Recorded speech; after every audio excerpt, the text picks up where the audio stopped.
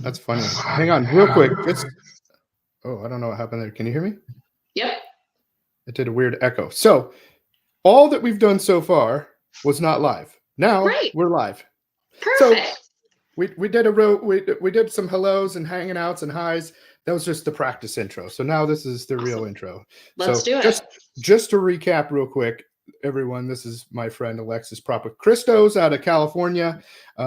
We go way back in the Carmel Valley Del Mar area days in San Diego. And we were just talking about how I enjoy her bubbly personality and her positive mindset and all the work that she does with that. And that's what we were talking about. We were giving each other compliments. Totally. I'll give you your compliment again. I remember the first time that I met you at the caravan pitch meeting in Carmel Valley. And like I'd been in it for, I think, a year or so. And I think you had just moved back to Carmel Valley and back to the area. And I remember you walking in just thinking, oh, I need to be around him. Like he has good energy. He has good vibes. He seems like he has good people. And you were just like open. And you're just so friendly and so inviting. And so I'm so glad we've stayed connected all these years. Same thing.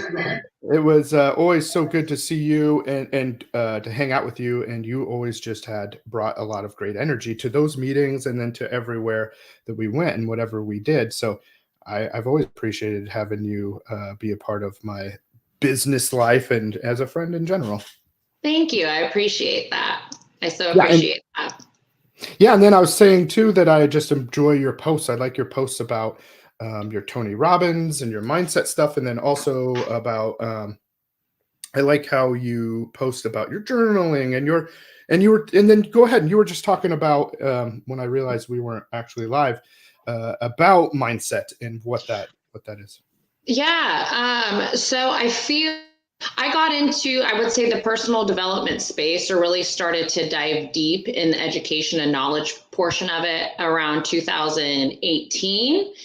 And I think we hear a lot of, oh, yeah, just have a positive mindset and you'll be good, you know? And where I think people kind of miss the boat sometimes is on the actual work that it takes. It's a daily practice. It's a daily muscle. It's moment by moment experience. It's practicing patience and kindness when the wait staff at the restaurant is not so great. Not getting triggered when maybe a family member said something to you. I think all of that is still a mindset practice. But me doing the journaling right now is a foundation. Like that's my big foundational piece. And what's so funny is I feel like that has become part of my brand. Because every morning I post like a time-lapse video of me journaling my gratitude, my affirmations. I come up with random questions of the day or like prompts that I will ask myself, and just to get stuff out of my body and onto paper so I'm not ruminating in it. And it's so funny because it has attracted so many different people to me just by doing that one practice and modeling that for everyone kind of on social media. You know, that's funny because I noticed that myself and I've always appreciated that about you. So it's cool that other people are too. And that you notice that. So that is a cool exercise because I'm always trying to read so fast what you say. No, I don't know. I always think about that. I was like, the other day I was writing like a really personal letter. Like I'll write letters to people. I'll never send them to them, whether I'm like letting go of someone or I have shared like stuff. I wrote like letters of gratitude. I'll screenshot that. But if it's something like really deep and emotional, like just for me to get out, like letters of forgiveness or something, it's just a way to get the emotion out of my body. And I always think, I wonder if people screenshot to try and zoom in. But you know what? If they do, that's okay. Probably. They will now. Yeah, they will now. Everyone's going to be like, is she writing about me today? I'm going to make one, and I'm going to make a shirt out of it. I'm going to make T-shirts out of the things you write.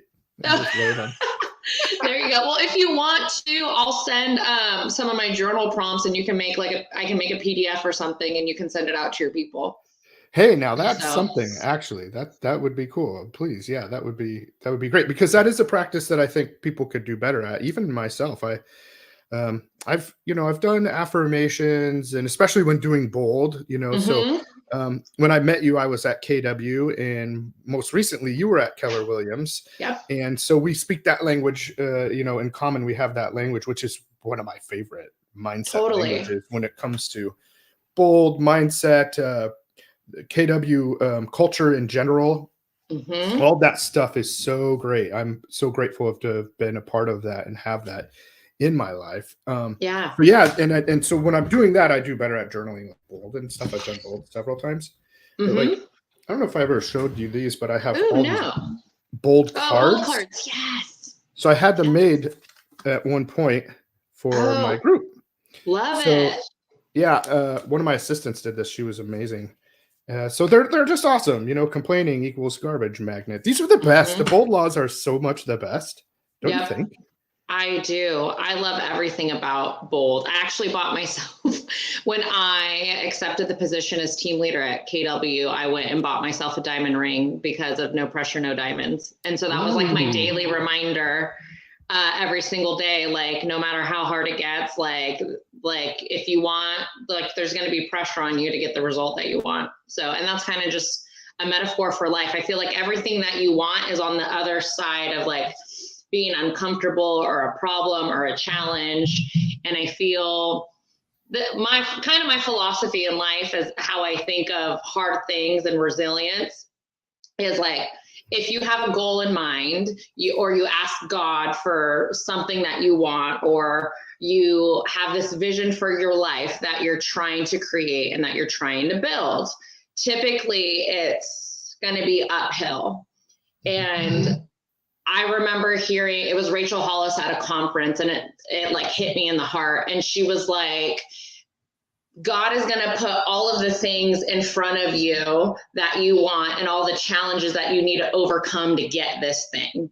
So like, you're not supposed to lay down in the valley. You're supposed to get up and keep climbing and be resilient to get the thing that you want.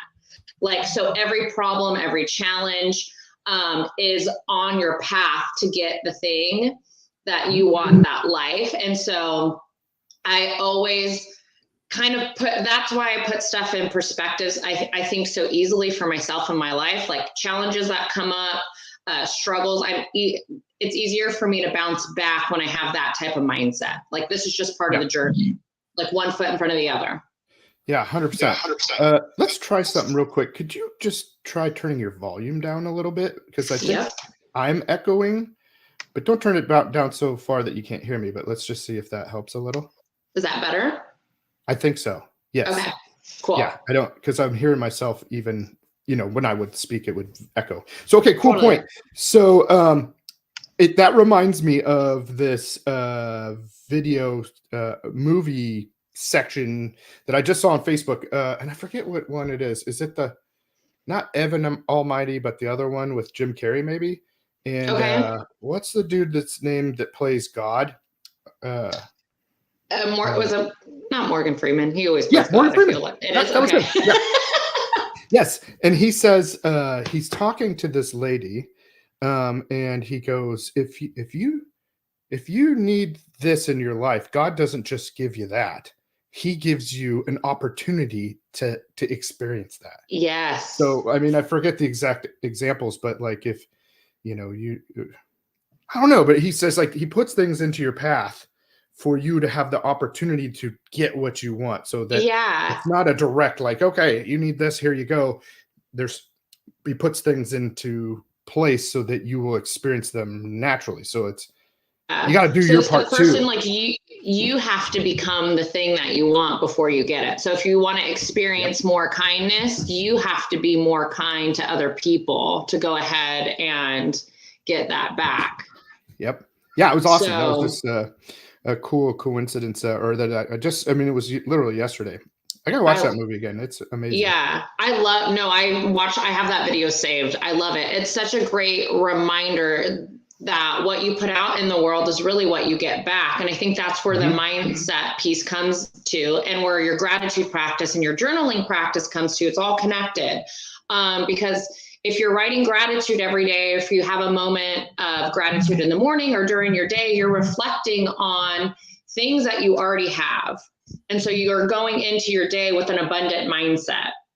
And for me personally, I try to write out my gratitudes with something that happened in the last 24 hours. So it's not like, oh, I'm grateful for the vacation I went on last summer. It can simply be, I'm grateful that I took my niece to a lantern festival yesterday, or really, really simple things like I'm grateful for a warm cup of coffee in the morning, like the smallest thing. And I can find joy in this cup of coffee just because of how the feeling that it invokes in me, because I'm so present and I'm so just appreciative of what it gives me. I love it. Yeah, I was just saw a friend, might be a mutual friend, Jamie Z. How do you say her last name? I can't even think of it right now. Jamie Z. Harris, right? Jamie Z. Harris, that's it. Jamie Z. Harris just posted that she was getting on a flight and she got upgraded to first class or something, and they offered her mimosas or whatever it was. And then she was like, I'm so grateful for this moment. She's like, see, and when you have gratitude, you attract more gratitude. Totally. Gratitude's a magnet for more gratitude. And, she's always posting great mindset stuff too. She is. I adore her. She has great energy. Yeah. Amazing. Yeah, it is completely. I think once you get into gratitude, you not to go a little woo, but you vibrate at a different frequency. And if you operate at a higher level of energy, like all of that will come back to you in tenfold. And the hardest thing I think in life is to stay at that frequency. And Tony Robbins calls it like a beautiful state. How do you stay in a beautiful state throughout your day? And when things go wrong, how can you change your state to kind of stay up here versus dropping down to lack or anger or pissed off and whatnot? And so that's like a muscle. A positive mindset practice for me. Yeah, and you were talking about earlier about it being a muscle, or actually we were talking about, you said something about this, making these videos being a muscle, but so is mindset and gratitude and all those things. It's like going to the gym. It's like doing it. It's like eating right. It takes work. You don't just automatically always wake up feeling amazing. I mean, a lot of times I do, but like sometimes you don't. Or sometimes I catch myself maybe being a little bit negative or poopy or whatever, and I didn't even notice it, and I catch myself. I'm like, what the heck am I doing? That's silly. So then I try to change the mood around and focus my mind in a different area. The funny part is we all have a recipe for how we get in those states, and we're not really aware of them. Like, there's so many times in my life I can tell that I've had flow where just everything is happening for me, and like I would call something and it would be, I would have it the next hour. I would think of you, right? And then you text me. Like, I have had all these synchronicity like moments in my life. And then there's been times where I have tried so freaking hard and I just keep hitting my head against the wall and I'm like, what is going on? And it's so funny. I changed my recipe of like how to get there. I changed my morning routine. I stopped doing my morning routine. I stopped being less conscious about things. And it's so crazy how easily I have fallen out of, I would say flow. And, but we all have recipes for different emotions. And if we're aware of what our recipe is, of how we change our body, is it the way I stand? Is it my head's up, my shoulders are back? What am I focusing on? Am I focusing on what I have or what I don't have? Am I focusing on possibility? Am I focused on like the fear of failing? And then what's the language I'm using and what conversations am I having and who am I around? All of that affects, I feel like, this flow of energy that moves us forward, that all adds to the positive mindset. 100%. There's all those steps that all lead up into the work of feeling good and getting into that flow, like you said. Well, let's take it back then a little bit let's go through maybe, when we met, you were you escrow? I was at Case Escrow. I was at a private escrow company in Del Mar. Yeah, that's why I actually used them, was because of you. Thank you. Shout out to Miss Mary Timon, who was your escrow officer. Yep. And Catherine, who owned the shop. Yep. And when Mary left and you left, I kind of stopped using them too. Just because, I mean, like, it was just Time to It's a move on. I like relationship. you guys. I like, Yeah. yeah, exactly. So, yeah, so that's what you did. So maybe walk us through what'd you do maybe even a little bit before that, or how did that whole Totally. path look like to where you're at now? Um, Let's just hear your whole. yeah. So I've always kind of been on an entrepreneurial path, I guess, looking back at my like adult career. Both my parents were entrepreneurs. My dad was a chiropractor. My mom owned a jewelry business. And through high school and college, I worked with her. And then I actually dropped out of college and went to work with her full time. And my mom, my sister, and myself traveled across the country and did wholesale jewelry trade shows. So we traveled to Vegas, Portland, Seattle, Florida, Texas, New York, LA, and like set up mini jewelry shops. And then buyers would come buy from us. And then we'd pack up our shop and then we go to the next city. Wow, I had no idea about that. Yeah. Does your mom still do that? No, thankfully she's retired because it was exhausting. It was so much fun to grow up that way though, from like 16 to 27, I would say, like to have that life experience just being on the road. And we knew nothing, to be honest, we knew nothing about business. We were just like trying to make ends meet and just trying to sell what we had. But I always joke and say we were real life gypsies. It was like right when the Kardashians came out, me, my mom, and my sister, all dark hair, like tall, like dark skin. And I love it. So started that. And how I ended up in San Diego was I was just ready for a change to move out of my hometown. And your hometown was Stockton. This is where Stockton, California. Out of before and where you're at now, right? Even? Yeah, where I'm at right now. Yeah, I'm in a little town next door called Lodi. And so I got a call to run someone's wholesale warehouse and I needed to be in San Diego in 3 weeks. And so it was in the same circuit with the same people that I had known for 10 years, just running a different company. So I told my mom, I was like, I just need to do this for me. And so I packed up my stuff and moved to San Diego, and about a year and a half working for that wholesale warehouse, I realized, oh, now I'm paying rent. I have all these expenses and I'm never home. I'm not even enjoying San Diego. So I quit with having no idea what I was going to do. And then that seems to be a theme in my life. And we'll get there later. But I remember calling my best friend. And she was like, what are you going to do? Like, you don't really have a lot of savings. You just moved out there. And I said, you know what would be great? If someone just called me and asked me how much money I wanted to make, offered me a job on the spot, and I could stay in town in San Diego. About 10 days later, I get a random phone call from a lady who owns the escrow company who I worked for. And she's like, I got your resume passed along through so-and-so. You need to come in on Tuesday to interview. What? So I'm like, okay. So I walk into her office and I remember just feeling chaos. Like it was just chaos. Phones are ringing. People are like, we're closed. We're confirmed. Like, do you have those docs? And I remember feeling the emotion of like, what is this? Like boiler room type? Yeah, like totally. It was so funny.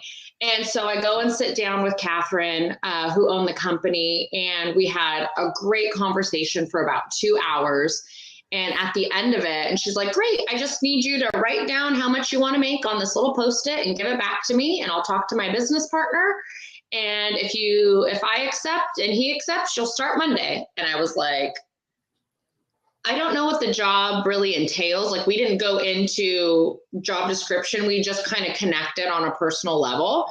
And I told her, I go, I want you to know that when I walked in here, I thought escrow was spelt with a G and not a C. So like, I know nothing about real estate. I do not know a thing about real estate, about escrow, what I'm getting into. And you want me to start Monday? And she's like, oh no, like you're cute. You have a personality. Like we'll just throw you out there and see what happens. Like you'll figure it out. I'm like, great. Easy. So that's how I got into real estate was, escrow with a G. Yeah, escrow with a G. And you put money down on a piece of paper. Did she just accept? Like she did. Yeah. And apparently I shot myself in the foot because I was like really low. Ah, man. But you know what? It was probably twice as much as what I was making, and I just didn't know. I didn't know better. And it was the first time that I had taken a job for someone who I didn't know. Because, like, obviously I knew my mom and we ran our company. And the lady who offered me the job to move to San Diego, I'd known her for years. And so that was like my first experience, like, in the real world of working. So, hey, well, I'm sure it worked out. And then maybe, did you get raises over time? Or? Yeah. So, with bonus structure and all of that, it was great. I mean, and of course, being in Del Mar was like just amazing, going to Caravan and looking at all the $1 million homes and just the environment you're around, the people you're around. It just opened your world up from my little hometown of Stockton, where I came from. Yeah, no, I totally feel that. I loved Del Mar, and we lived there for a long time. And same thing, we kind of moved there, and I met Jeremiah Taylor, and I was because I was in the Mission Valley office because I'd moved from from Las Vegas, and I'm like, I don't know about like here, like North County. He's like, this isn't really North County. He's like, this is like the center of the county. So he showed me on a big map. He pulled. Oh, I don't have it. I have it somewhere, but. I have the big plot map. The plot map, Well, it's the big, zip code map. And he's like, showed me. He's like, see, we're right in the center. And I was like, dude, I want to come here. I want to transfer here. He's like, okay, he can. He's like, that's great. So yeah, and then we got involved in Del Mar, and just, oh boy, it was a cool area, beautiful. Yeah, good people. It is. I remember when I moved, thinking I want my view, like my commute every morning was down Del Mar Heights Road, because I lived right by like the Sprouts. I forgot what that center. Flower Hill. No, the other, like one more exit up, but off Del Mar. Oh my gosh, it's not Town Center. The Highlands, Del Mar Highlands.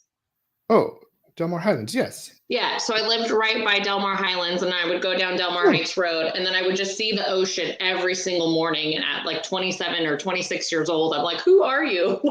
Yeah, that is the prettiest view, coming over that hill, and then just like, oh. Yeah. And so it took me a few weeks to get into my groove there. I had no idea what I was supposed to do. I like probably 3 weeks in, I'm like, oh, you're the sales rep. You're supposed to go out and generate business and go get escrows and bring them to the escrow officer. I remember on week 3, I was on Caravan, and I was like, oh, I understand what Caravan is now. It's like real estate agents going to tour the properties so they can tell their clients about it, because there was no training. It was, here's a business card and go meet people. Wow. How'd you get the idea to go to Caravan and pitch? Because that's freaking genius. Thankfully, I had made friends with title reps. So like Lindsay Tour is like one of my, Lindsay Pepler now, excuse me. Sorry, Lindsay. Yes. So like she kind of showed me the ropes and like told me kind of what I should be doing and stuff like that. Yeah. And so that was super helpful. But other than that, it was, there you go, like be on your way. And I remember even everything was just learning on my feet. I remember the first time I learned how to do a net sheet, it was for an actual file. And I'm sitting there just like, is this right? Is that right? Is this right? I would get handed a file, like, go get all the lender requests out. And I'm like, what's a lender request? And she showed me one time, just don't get mad, don't screw it up. But that's how I kind of learned everything in the escrow world to generate. No, I wouldn't say to generate business, but that's where I got my feet wet. And so I was there from 2015 or 2016 till about 2018. And I had one of those life-changing moments where my mom called and said, hey, your dad's not doing well. We don't know how long he's going to have. You need to come home and probably say your goodbyes. And I remember I had just gotten back from Cabo for my 30th birthday and just had this instinct going, I'm packing up my life and moving home. Yep. And I had the vision. Yeah. I had the vision of walking into my boss's office, quitting my job. I had the vision of me packing up my stuff and driving. And I had never felt so convicted about something. So I called my fiance at the time and I said, hey, look, my mom just called. I'm moving up north. You're more than welcome to come. I don't know if you want to or not, but this is happening. And he was like, I'm game. Let's go. Yeah. So within 2 weeks, actually, he had found a job and moved up north. And then I took about 2 months to sublease the apartment, sell our furniture, wrap up at Case, and kind of close out our life in San Diego. And I had the perfect plan. My fiance at the time and I were in the middle of planning our wedding. We had about a year or so to the actual wedding. I didn't want to work. I wanted to just solely focus on nursing my dad back to health and taking him to doctor's appointments. And we weren't going to rent a place because my parents had just bought a 4,200 square foot home with the in-laws quarters, a 2-bed, 2-bath, like kitchenette, living area. Perfect. Yeah. They had an acre. We had we just got a dog. The only thing we had to pay for was phone bills and car insurance and car payments. So our expenses would have been $1,500 a month, you know? Deal. Cool. Yeah. So Wes was going to work and I was going to stay at home and help my dad. And when I was driving up with all of our stuff to move in September of 2018, I'll never forget, Wes called me and he goes, there's black mold in your parents' house. Your dad's having seizures and he has to go to the hospital and probably end up at a nursing facility. Your mom's going to go live with your uncle. I'm going to go live with your aunt, and you have to go move in with your sister in San Francisco.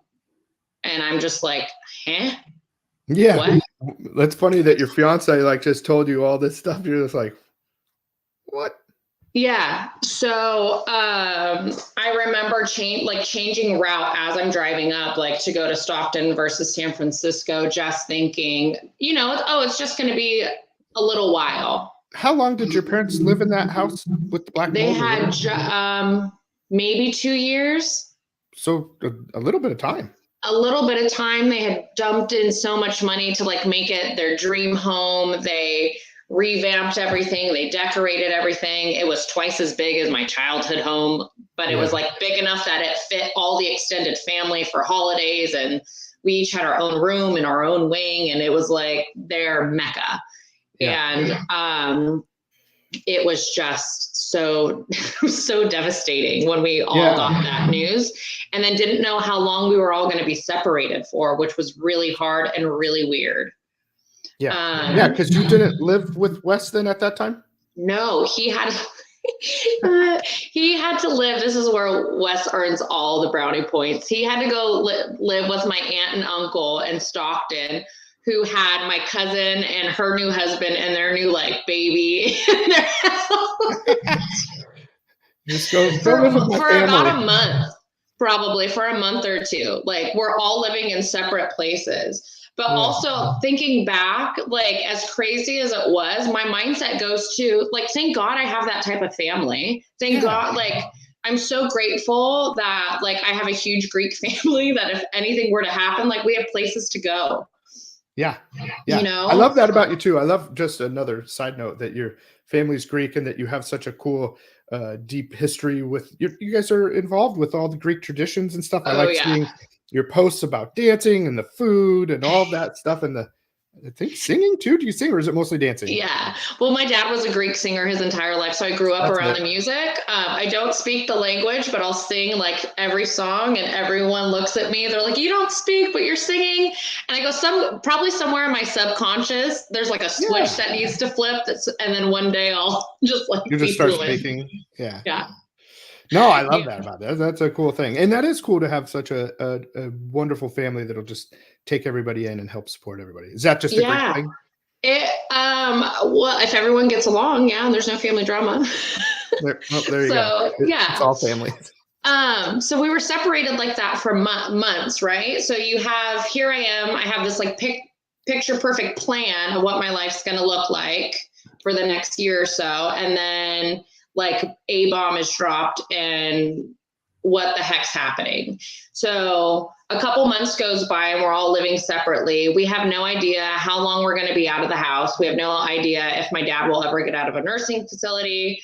I'm like slowly starting to meet the wedding planner and like the florist and starting to plan the best day of my life in the worst time in my life. Right. And finally, we decided that we were going to buy a home. And so graciously, my parents gifted us a down payment. Very and cool. Helped us to get into a house. And so it was going to take 9 months to build. And so one of my uncles said, I'll take you, I'll take the dog, I'll take Wes, I'll take your mom, I'll take everyone in while the house is being built. So we all moved in with one family member for 9 months. And I bet you the house that you bought was the same price as like a 1 or 2 bedroom condo in San Diego, right? Yes. Monthly wise. Totally. So it was, our mortgage was $200 cheaper than our 2-bedroom apartment in Del Mar. So. Yep. I figured. So during that time, I ended up getting a job at Prada because I just needed money. I needed income because we were going to have a mortgage. Yeah. And so I was commuting from San Francisco to Stockton, which is about 90 miles back and forth. And so I would stay with my sister for a few days just to alleviate some of the drive time. But it was just so stressful and so chaotic, like not knowing if your dad was going to make it or not, like not being with your fiance, trying to plan your wedding, and then just selling luxurious handbags during the day. Yeah, with a smile on your face, please. Yeah, everything's fine. It's $10,000 bag. But I had a pivotal moment driving to San Francisco to work one day, and I remember being stuck in traffic just with like a mat on almost, just what is my life? What is going on? And I remember thinking, this time in your life is going to make you or it's going to break you, and it's going to be your choice. And this had to be the divine speaking to me. It's going to make you or it's going to break you, and it's your choice. What do you need to learn? And I just got the chills.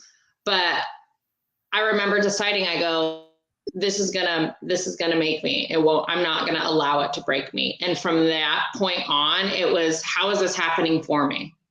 What does our family need to learn as a collective? Who do I need to become to get past this experience? How do I need to show up? And that really changed the trajectory of my life.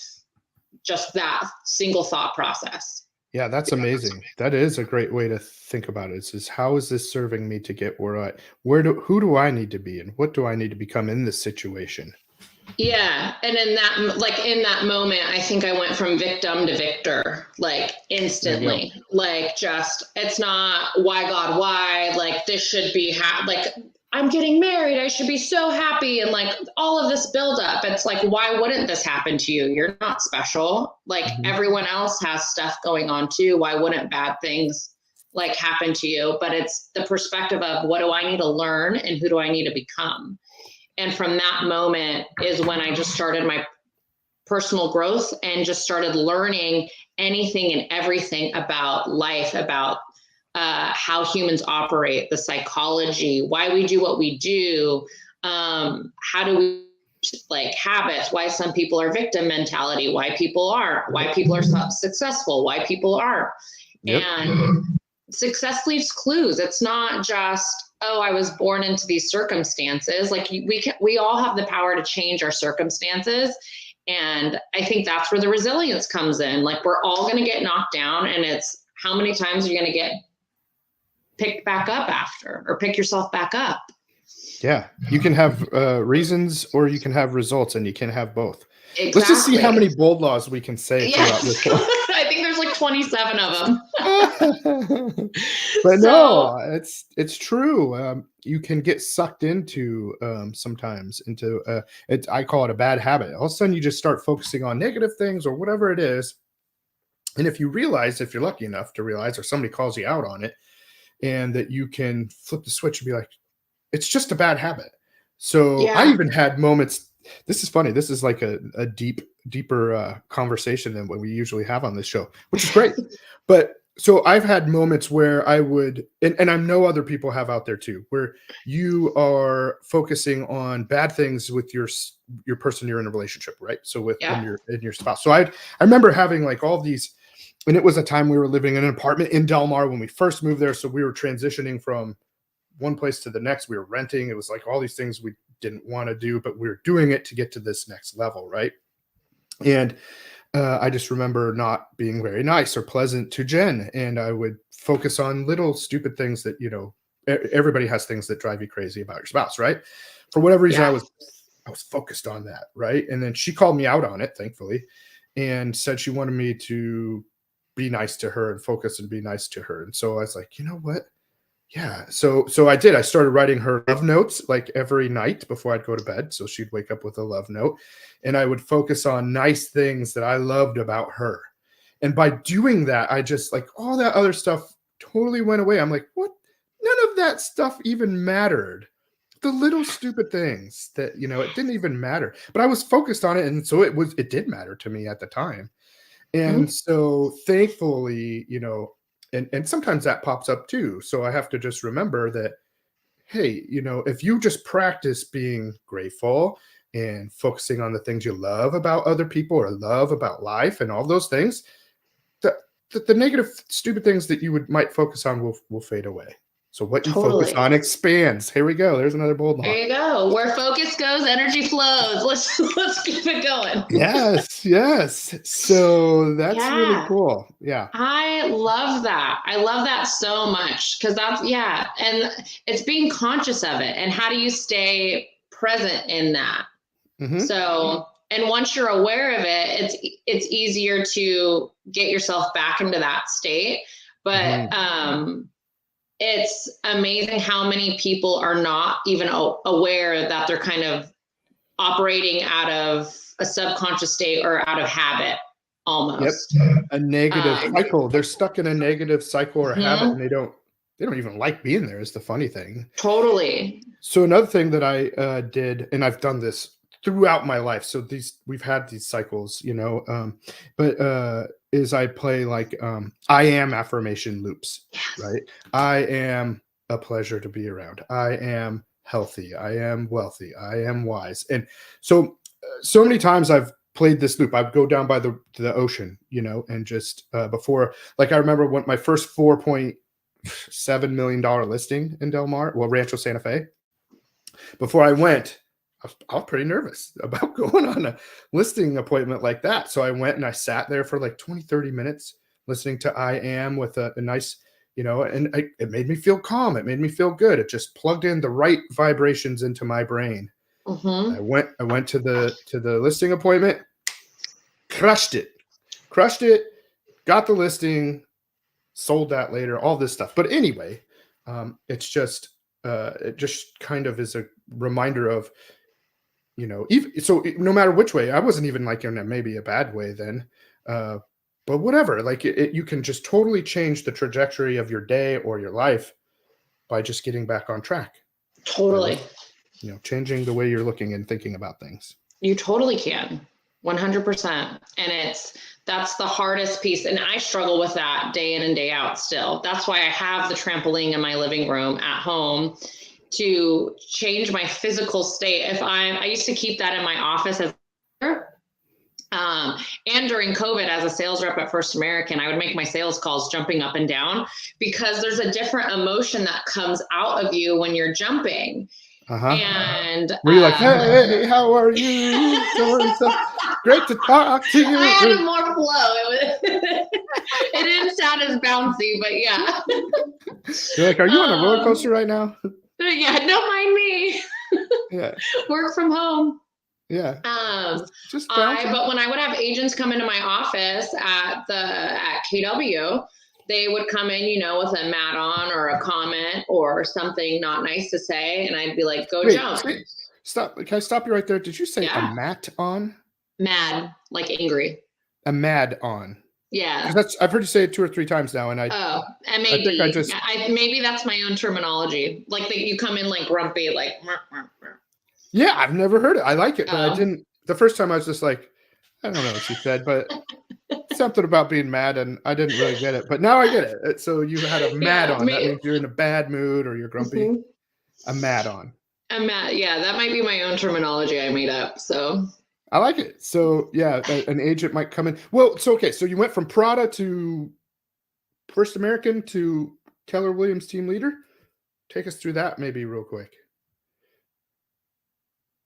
We froze. Alexis froze.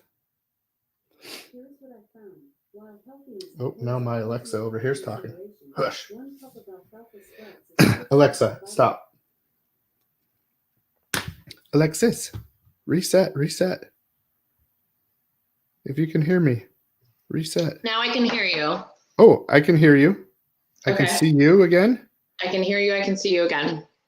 Okay, so we'll just to be a little bit of time conscious here, we have about 10, 15 minutes we can probably do. So Okay. let's talk a little bit from how you went to Prada to First American to Keller Williams team leader. So when I had moved to Northern California, I had tried to get on with a couple title companies and nobody had been hiring. And so long story short, that's why I ended up working at Prada.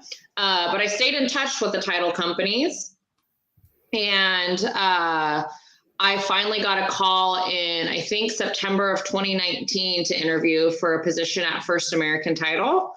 And I interviewed, met for coffee. It was supposed to be like a 30-minute meetup coffee appointment with my former sales manager, and ended up talking for about 2 hours with the guy. Love it when that happens. Huh? I said I love it when that happens. When Oh, you just yeah. Like get he had lost in canceled conversation. appointments. He totally our vibe, high energy, like personal development. He had just got back from a Tony Robbins event. Like we were just vibing on all the personal development and growth and mindset, whatnot. And what was so funny is when I finished that appointment, I go to my my job at Prada, and I got offered a promotion at Prada and got offered a job at First American in the same day. Oh, wow. So I had to decide, like, what am I going to do? Yeah. Isn't it nice when you have choices? You know what? Another thing with mindset is when you have choices, things feel a lot better than when you don't. So sometimes you have to realize that you do have choices. You might think you don't, but you do. And or to be proactive in those times. And I think too, doing all of the journaling work, doing all of the practicing of the mindset, doing all of the emotional internal work of not being a victim and going to like victor, helped with aligning everything. I don't think I got a job. Yeah. I don't think when I had first interviewed and started having conversations with title companies, I was still in the state of what is happening to my life. Like, we're all living in separate areas. I was in scarcity. And when I interviewed at First American, it was like everything in my life was coming from out here and starting to align. So long story short, I ended up at First American, started 5 days after my wedding in October of 2019. And my territory was about 20 minutes from where I lived. So I didn't know the real estate market. I didn't know any real estate agents. I didn't know any of the offices. I knew nothing. And I lived 20 miles away. So I just started to hit the pavement, office to office. And I just really fell in love with the KW office because they were fun. Culture, the people, they were welcoming. And what I really liked is that they taught you how to build a business. And so I went to every single training that I possibly could, because I remember going to a class thinking, oh, business is all just sales and marketing. Real estate agents are selling their services to the consumer, and I need to sell my escrow office services to the agent. We're all doing this. So sales, marketing, prospecting, same thing. Our scripts are just different. My flyers are just different. My appointments are just different. But the foundation of business is the same. And I went to any class that I could, to the point where the KW agents were like, why are you even here? And I would tell them, I'm here to learn how to build a business, because you need to learn how to build your business too. And if I can speak your language and help you build your business plan on how your company teaches you, you're more likely to use me for escrow than you are somebody else. Yep. So coming from contribution, coming from value. Totally. And once I got into that, I love the scale and operation and the building and the marketing and sales of business. And then of course, COVID hit in March of 2020. We all get sent home, and I just thought, oh snap, I'm going to get fired because I'm the new sales rep. I don't know anyone. Like, my numbers weren't great yet. And Bold came. They did an online Bold, and I just did whatever they said. And I built my title rep business off of the models that they teach at Bold. I think I did virtual Bold too, now that you mentioned that. Yeah. So like 20 contacts a day. Like, here's the questions you asked. Here's your forward conversations.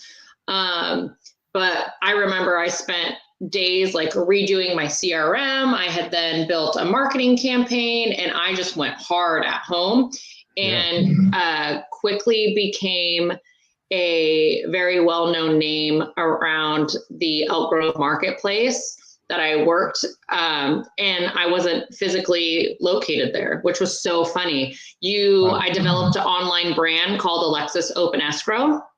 Oh. So I wore t-shirts every single day that said Alexis Open Escrow. So you would be getting emails from me with that. You'd be getting like video messages with that. You'd be getting text messages. And I built this huge online brand at First American during COVID, to the point where agents who didn't know me like felt like they knew who I was as a person. They would call and be like, oh my God, how are the dogs? Or text me like, hey, do you know any good wineries to go X, Y, and Z? I had never had a conversation with them in my life. And now they're asking me for information, not real estate related, but I don't care. I just want the two-way interaction. Right. The relationship building and the dialogue. Yeah. And so I noticed then and there that branding, your personal brand, your business brand, but branding yourself is the biggest thing that you can do. And that's what's going to create mind share with your clients. So agents out there, make sure that you are a local brand in your marketplace, and people know you and know your name and can recognize you, because that will take you so much farther. I agree. That's the biggest part. I've always said since the beginning that it is all marketing and branding and all of that. So, and building relationships. So however you can do that and be in front of people and be that resource for people in more than one way, to me, it's easier than grinding and, scripting, cold calling, whatever. If you're actually genuinely building relationships and then helping uplift other people, it all comes naturally. It comes easy. Totally. I believe some people.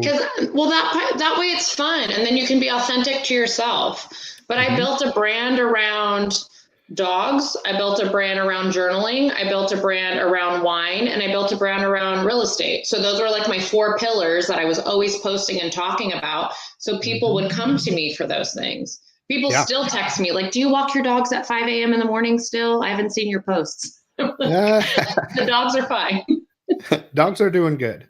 They're getting exercise. Yeah. So then you went from escrow. You were an escrow rep right there. And then you went to KW. Yeah. So in the mix. Yeah. So in the mix of building my business and becoming a top producer at First American Title, I got to know the OP of that office really well, and he eventually became a client. OP is operating principal. Yeah. A franchise owner. For the people out there.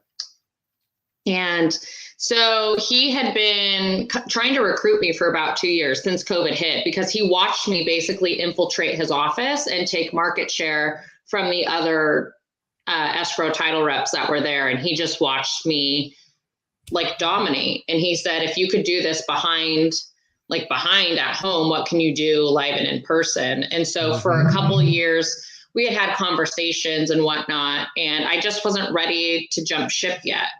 And 2021 is when my dad finally had passed away.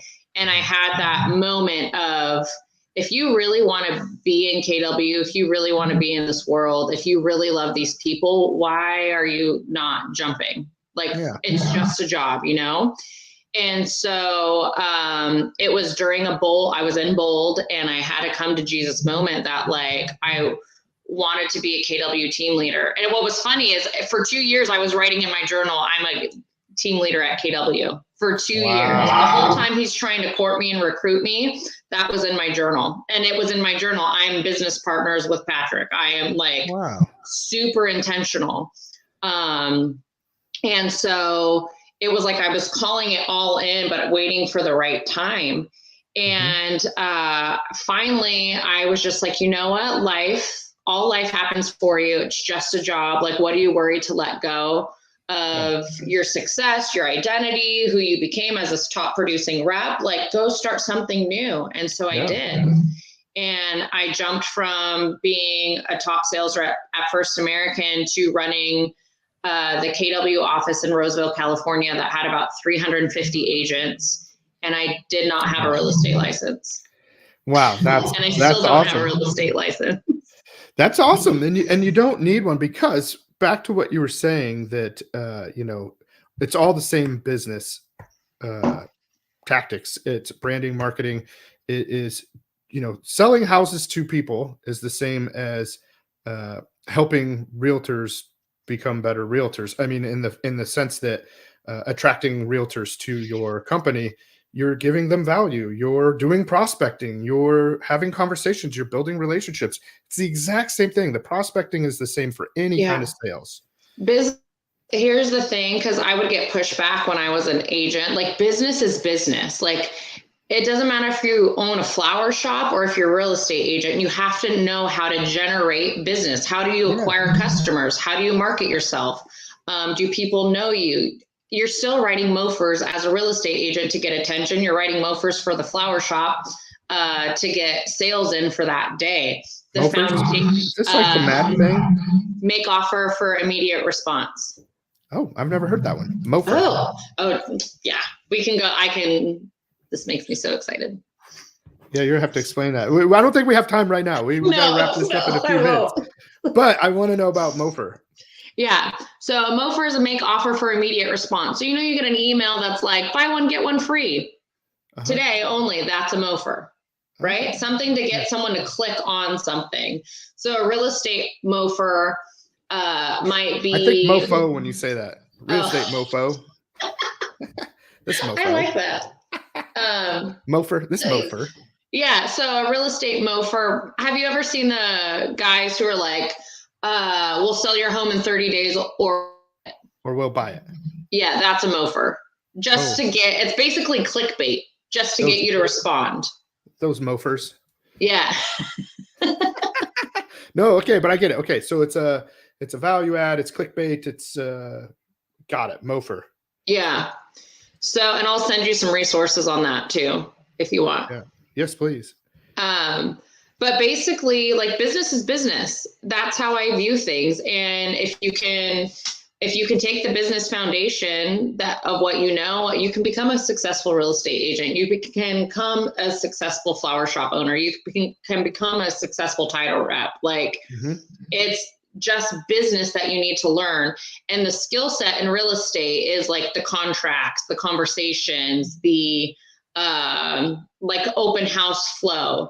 All of that stuff is for owning a real estate business, but being a business owner, which all real estate agents are, I repeat, you as a realtor are a business owner. Don't forget that. Don't just say I'm a real estate agent. You own your own business. You're a solopreneur, an entrepreneur. I get really passionate about that because people put themselves in a box. I'm like, no, you own your own business. So run it like a business. Yeah. Track it, run it. Yeah. So I was the team leader for about 2 years at KW Roseville. I was a black belt team leader. I was invited to Gary Keller's like top TL mastermind my first year. I was one leadership coach at MAPS, who I still love and adore till this day. And really just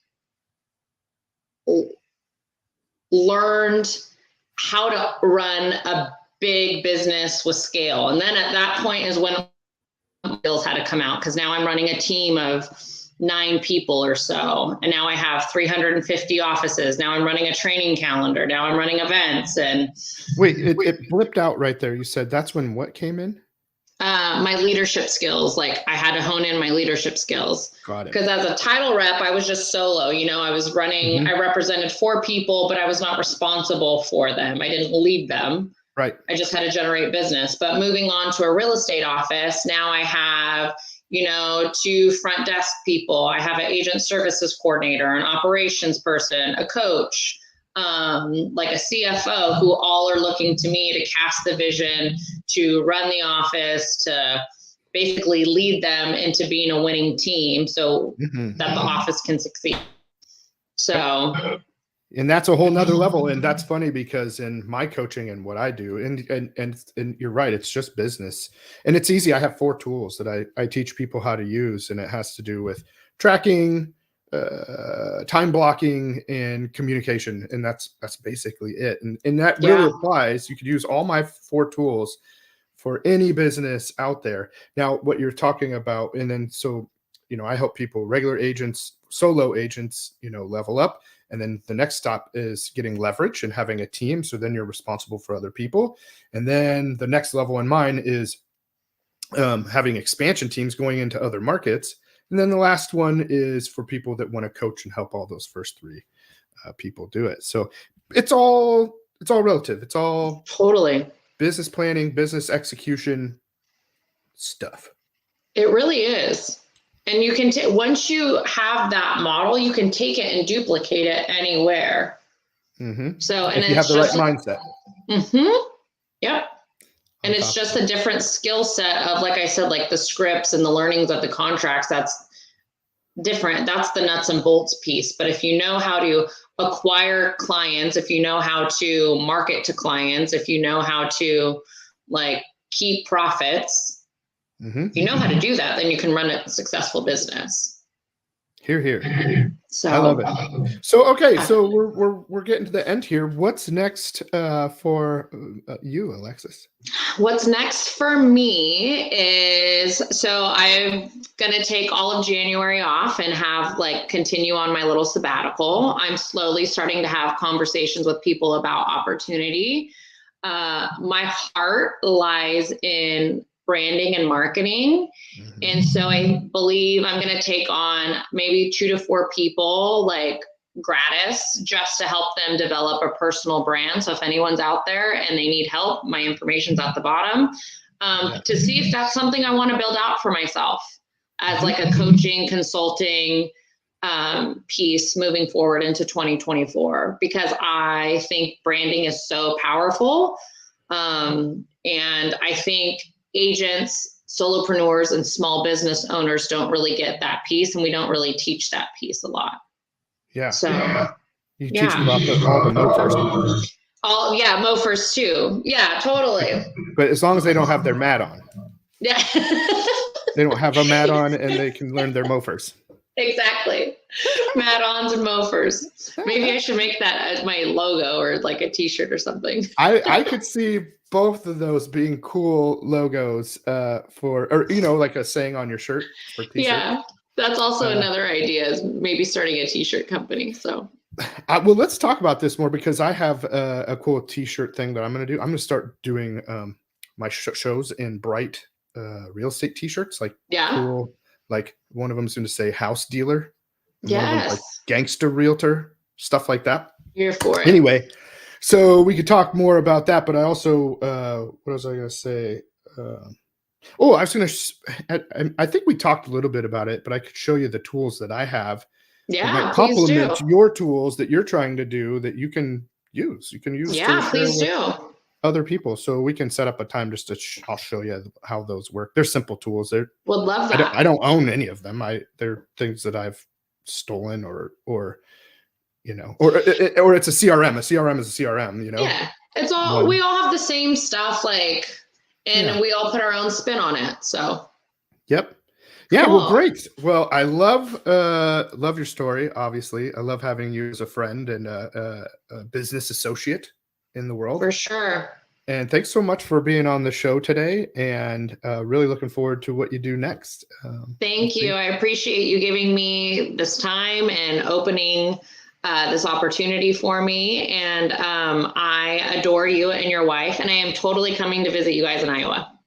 Ooh, yeah, we're working on the farm hard. We have all the flooring out, which is just such a bear. I don't know why we picked like the hardest, nastiest part of the job to get our sweat equity in, and then the other guys come in and do the, I don't know if it's fun stuff, but the other stuff. But we're making progress. So yeah, would love to have you, and looking forward to talking to you more. And I hope that your holidays coming up are amazing. Thank Um, you. so if anybody needs anything or just wants to pick Alexis's brain and talk shop about business strategy planning, real estate agents out there, give her a call, especially when it Please. comes to branding and marketing. She's going to have all kinds of insight for you there. And I hope we can do this again sometime soon. Yeah, I would love that. Would Okay, love that. sounds good. Thank Thanks so much for you. coming. We'll do our little rock out see you later music. Perfect. I hope you all have a great day. We'll see you this Thursday at 11 o'clock Central Time. Meet me on the National Real Estate News. Take care, everybody.